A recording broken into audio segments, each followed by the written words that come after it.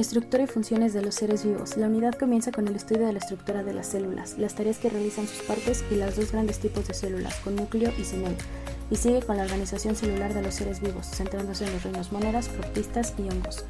Se retoman los aprendizajes relacionados con las funciones vitales y se ve cómo las células son las unidades básicas de la vida, portadoras de estas funciones. Estos aprendizajes son necesarios para conocer la estructura y el funcionamiento de los seres vivos comprendidos en los tres primeros reinos, moneras, protista y hongos, y serán aplicados en próximas unidades. A lo largo de la unidad se resalta la importancia de los tres reinos estudiados en el conjunto de la biosfera y algunas relaciones beneficiosas y perjudiciales para el ser humano. Asimismo, se proponen tareas de documentación y ampliación sobre los líquenes, virus y algunos procesos de fermentación realizados por hongos y bacterias que se llevan a la obtención de alimentos importantes para el ser humano. A través de las diferentes actividades propuestas en la unidad se pretende que se adquieran los conocimientos siguientes: las partes de la célula y las tareas que realizan, la organización de las células y los tipos de seres vivos, el reino monera, el reino protista, el reino hongos, la definición de especie. Fotosíntesis, proceso químico que se produce en las plantas, las algas y algunos tipos de bacterias cuando se exponen a la luz del sol. Durante la fotosíntesis, el agua y el dióxido de carbono se combinan para formar carbohidratos, azúcares y se desprende el oxígeno. La fotosíntesis es necesaria para la vida de los animales y las plantas. ¿Qué es la fotosíntesis? La fotosíntesis es el proceso en el cual la energía de la luz se convierte en energía química en forma de azúcares. En un proceso impulsado por la energía de la luz, se crean moléculas de glucosa y otros azúcares a partir de agua y dióxido de carbono, mientras que se libera oxígeno como subproducto. Las moléculas de glucosa proporcionan a los organismos dos recursos cruciales: energía y carbono fijo, orgánico. Energía.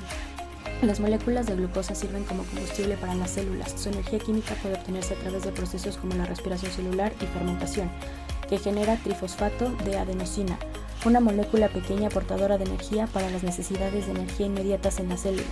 Carbono fijo, cuando el carbono del dióxido de carbono, carbono inorgánico, se incorpora a moléculas orgánicas. Este proceso se llama fijación de carbono, mientras que el carbono de moléculas orgánicas se conoce como carbono fijo. El carbono que está fijo y se ha incorporado en los azúcares durante la fotosíntesis puede utilizarse para crear otros tipos de moléculas orgánicas que necesitan las células. La importancia ecológica de la fotosíntesis. Los organismos fotosintéticos como plantas, algas y algunas bacterias cumplen una función ecológica clave. Introducen la energía química y el carbono fijo en los ecosistemas mediante el uso de la luz para sintetizar azúcares, dado que producen su propio alimento, es decir, fijan su propio carbono. Con la energía de la luz, estos organismos se llaman fotoautótrofos, literalmente organismos que se alimentan a sí mismos al utilizar la luz. Los seres humanos y otros organismos que no pueden convertir dióxido de carbono en compuestos orgánicos se llaman heterótrofos, que se nutre de otro. Los heterótrofos deben obtener el carbono fijo consumiendo otros organismos o sus derivados. Los animales, hongos y muchos procariontes y protistas son heterótrofos. Además de introducir carbono fijo y energía en los ecosistemas, la fotosíntesis también afecta la composición de la atmósfera de la Tierra. La mayoría de los organismos fotosintéticos producen gas oxígeno como sobreproducto. La aparición de la fotosíntesis hace unos 3.000 millones de años en las bacterias que se asemejan a las cianobacterias modernas cambió para siempre la vida en el planeta.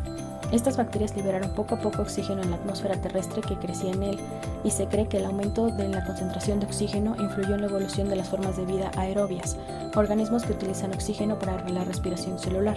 Si no hubiera sido por esos antiguos fotosintetizadores, nosotros, como muchas otras especies, no estaríamos aquí hoy. Los organismos fotosintéticos también retiran grandes cantidades de dióxido de carbono de la atmósfera y utilizan los átomos de carbono para crear moléculas orgánicas. Si las plantas y algas no abundaran en la Tierra ni aspiraran continuamente el dióxido de carbono, el gas se acumularía en la atmósfera.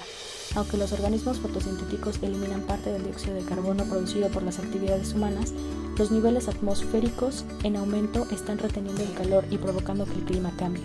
Muchos científicos creen que la conservación de bosques y otros espacios de vegetación es cada vez más importante para convertir este aumento en los niveles de dióxido de carbono.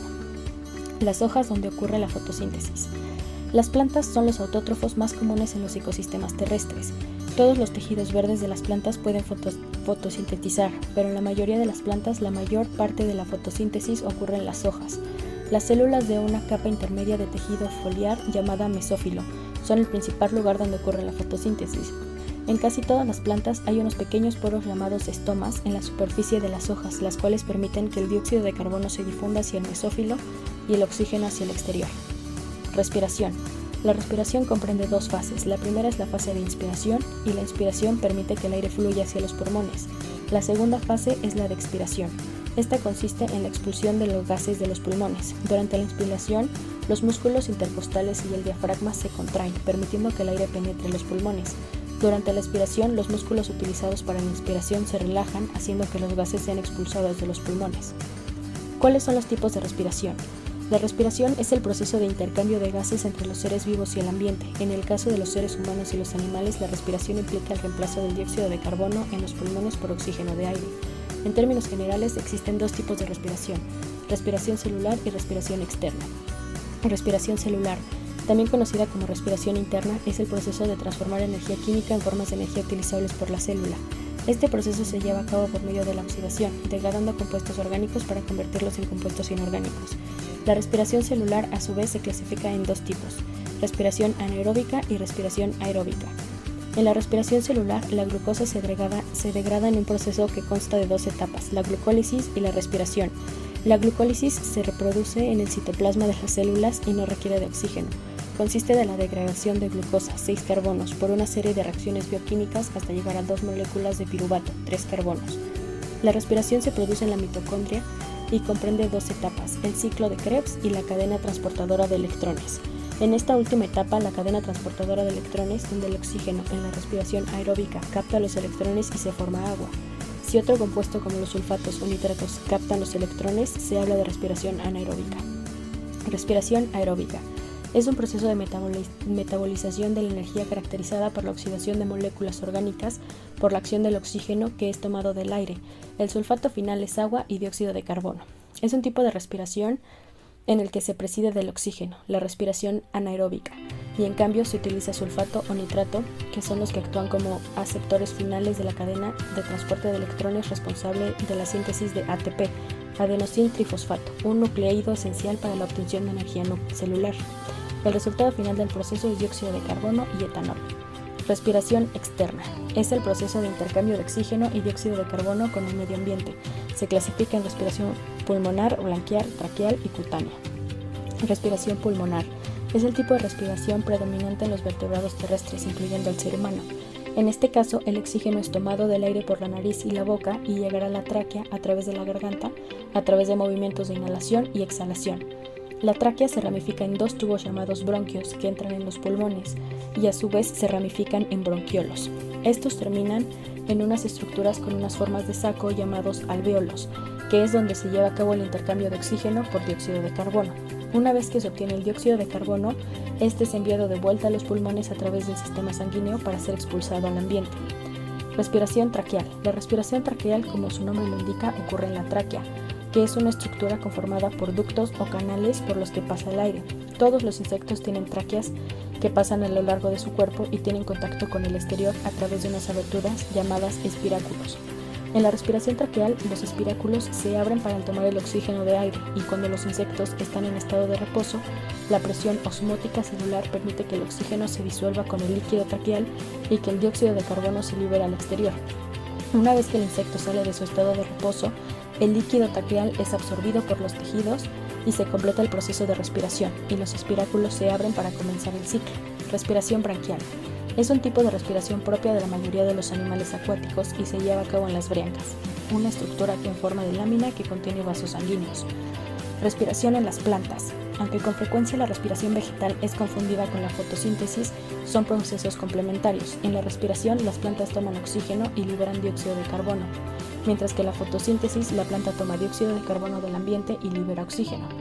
En las plantas, la respiración externa se lleva a cabo a través de unas estructuras llamadas estomas, que se encuentran en las raíces, y en las lentícelas, que se ubican en la corteza de tallos y raíces. Circulación. ¿Qué hace el corazón? El corazón es una bomba que suele latir entre 60 y 100 veces por minuto. En cada latido, el corazón envía sangre a todo el cuerpo, transportando oxígeno a todas sus células. Después de distribuir el oxígeno, la sangre vuelve al corazón. Desde allí, la sangre se bombea hacia los pulmones, donde se vuelve a cargar de oxígeno. Este ciclo se repite una y otra vez. ¿Qué hace el sistema circulatorio? El sistema circulatorio está conformado por vasos sanguíneos que transportan sangre desde el corazón y hacia el corazón. Las arterias transportan la sangre desde el corazón al resto del cuerpo y las venas la transportan desde el cuerpo hasta el corazón. El sistema circulatorio lleva oxígeno, nutrientes y hormonas a las células y elimina los productos de desecho, como el dióxido de carbono. El recorrido que sigue la sangre siempre va en la misma dirección, para que las cosas sigan funcionando como deben funcionar. ¿Cuáles son las partes del corazón? El corazón consta de 4 cavidades, 2 en la parte superior y 2 en la parte inferior. Las 2 cavidades inferiores son el ventrículo derecho y el ventrículo izquierdo. Estas cavidades bombean sangre hacia afuera del corazón. Una pared llamada tabique interventricular separa ambos ventrículos entre sí. Las 2 cavidades superiores son la aurícula derecha y la aurícula izquierda. Las aurículas reciben la sangre que entra en el corazón. Una pared llamada tabique interventricular separa ambas aurículas entre sí. Las aurículas están separadas de los ventrículos a través de válvulas auriculoventriculares. La válvula tricúspide separa la aurícula derecha del ventrículo izquierdo. La válvula mitral separa la aurícula izquierda del ventrículo izquierdo. Otras 2 válvulas cardíacas separan los ventrículos de los grandes vasos sanguíneos que transportan la sangre que sale del corazón. La válvula pulmonar se encuentra entre el ventrículo derecho y la arteria pulmonar, que se encarga de transportar sangre hacia los pulmones. La válvula aorta se encuentra entre el ventrículo izquierdo y la arteria aorta, que se encarga de transportar sangre al resto del cuerpo. ¿Cuáles son las partes del sistema circulatorio? Existen 2 recorridos que parten del corazón. La circulación pulmonar es un circuito de corto recorrido que va del corazón a los pulmones y viceversa, y la circulación sistémica transporta la sangre desde el corazón al resto del cuerpo y luego la lleva de vuelta al corazón.